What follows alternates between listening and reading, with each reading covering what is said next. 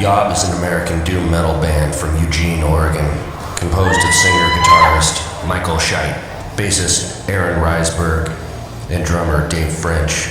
Since 1996, led by Scheidt, the band formed, broke up, then reformed several times while recording 8 albums for a variety of labels.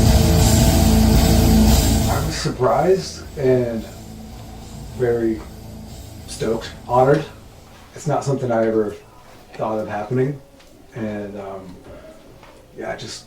I've lived here my whole life. I was very excited about it. Same. When the scene was very small, like late '90s, it was really just a handful of people around the world that were into a particular style of music, and so everyone was kind of rubbing elbows, via either email back then, which was dial-up and very slow, or in written letters, and we were lucky enough to play with some bands that would be coming through that from all over the world, but very, very small. And then as things started to get bigger, for us in Oregon, Portland kind of knew about us, but again, it's just such a small scene, and where I'm from in Eugene, it was not a lot of people, and people started paying a lot more attention once we were out there in the world a lot more, and then getting write-ups, and they're like, oh, this band's from here? Oh, crazy. And but Terry, of course, had his thumb on the pulse of this the whole time, because he's been selling our records for over 20 years. And so, but the fact that a bunch of people got in a room and said yay to us is wild and wonderful. And you, sir? Pretty similar. I mean, it was a surprise, really, in the sense that, well, not so much in the sense that YOB should be in there. I feel like the band's been around for 25 years. I've been playing with these guys for about 4 years, and so I thought, wow, it's fitting. They should be in there. I've been a huge fan of YOB for a long, long time, and I think that there's a Oregon Music Hall of Fame. They should be in it. I feel like so stoked for them. So you guys are the 2 originals? Is that what I'm getting? I've been since 2008. Okay. And I started it. You're Mr. YOB. No, not exactly. Well, you can call me Mr. YOB. I like that. So, that's what my mother calls me. As the founder, what is it that appealed to you, and what do you think the general appeal is of the band? Well, I think playing slow is difficult. It's more difficult than I think, as far as metal goes, you think of speed metal and how busy and technical it is. And with that technicality, there are bands that are very, very good and accomplished and inspired, and then there are bands that are like right there.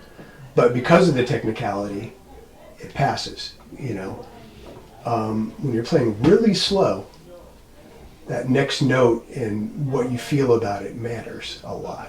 And so at first when I got turned on to it, I loved Black Sabbath and a couple of other bands that were well known, but I didn't understand the underground part of it. And a singer from my favorite band at the time, which was Napalm Death, which is like a very fast band, he started this slow band called Cathedral, which is a doom metal band. And I didn't get it, I didn't like it. I think I was 20 years old, I just forget about it. And then I went to see Napalm Death, and Cathedral was playing too. And they're both from the UK.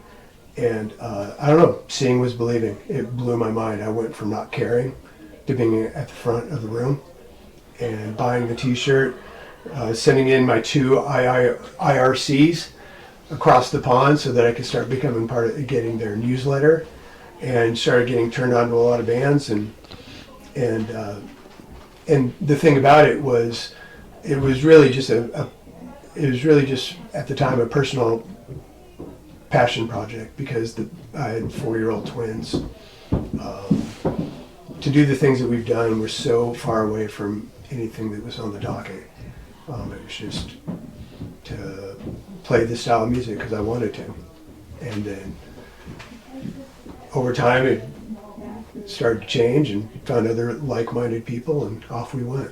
So when you think about this kind of music, and the recognition that you get, the surprise factor. I think one of you guys mentioned that wow, all these people sat in a room and listened, and here we are. It's so far from like a thought process, really. Like, it was just much more like Yeah. and then getting used to the idea. And I think the question that I kind of veered off for a second, but the thing about heavy, slow music is that if the feel is there and you're really getting this feeling of, I mean, I think with any good artist, right? Like, they have to do this. They have to say this. They have to be this. And when it's slow and that's there, I mean, I've seen, and not just us, I mean, bands that I love, bands that I've been in the crowd for, watching people cry, hold each other. I've had many like religious experiences watching other bands and like contemplated life decisions based on the emotion that was pouring off the stage. And so I think early on for us, it was just like, how do we do our version of it? Music education, the importance of it, because that's really what Oregon Music Hall of Fame is all about. That would encapsulate like record stores, lessons, community, like the access to community resources. Man, that was so huge for me. We had a record store down in Albany where I grew up called Phonomania, and it was huge for shaping, my taste in music, my access to new stuff, old stuff, meeting people who were enthusiastic about music, and that energy was the best thing for me. And it kind of still is in ways, but as a kid, as a youth, and finding my way, it was just so huge and connected me to friends, and gave me an outlet, and it's huge. It's instrumental. Yeah, I agree with Aaron that music education comes in lots and lots of forms, and it's not always formal. I didn't do any.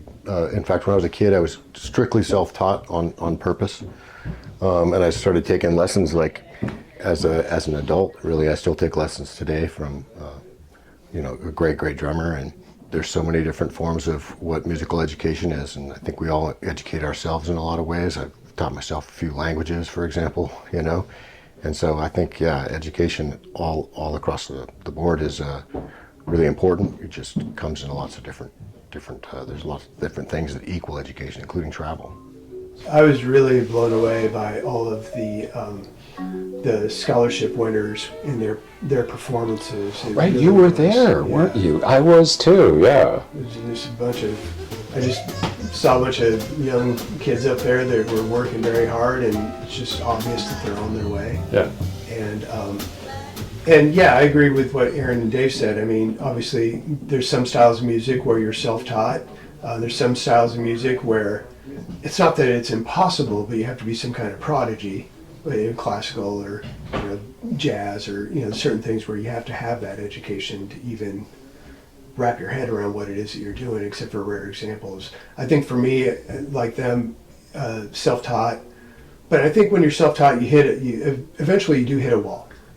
And you're like, okay, I need something that I don't have right now. And so it's a matter of going and getting lessons, or why am I having great nights singing and other nights not great? I don't understand why. Well, there's somebody that has the answer, and sure enough, there are people that have the answer to that. And so I think the more tools you have in your toolbox, the more you get to create. I mean, 6-pack of Creole is fine, and a truly great artist is going to take that and blow you away, but give them the 24-pack.